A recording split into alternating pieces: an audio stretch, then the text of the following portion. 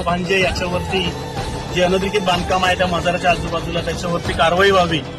एखाद्या वैयक्तिक प्रश्न नाही आहे, हा फक्त ठाणेकरांच्या हितासाठी देशहितासाठी विषय आहे.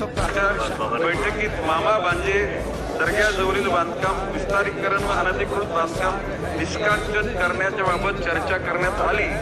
वन क्षेत्रातील पाचवाकडी भागात वनखंड क्रमांक 1144 मध्ये हजरत पीर मामू भांजे दर्गा ट्रस्टने केलेल्या अतिक्रमणाबद्दल ही लक्षवेधी अध्यक्ष महोदय सदर जमिनीवर, कारण की त्या ठिकाणी एअरफोर्सचा एक महत्वाचा बेस आहे आणि एअरफोर्सच्या अधिकाऱ्यांनी देखील 2023ला संबंधित अधिकाऱ्यांना पत्र देखील दिलं होतं की हे अशा प्रकारे नियमाचं उल्लंघन केलेलं आहे आणि अतिक्रमित आहे. तरी देखील याच्यावर कारवाई झालेली आहे अध्यक्ष महोदय.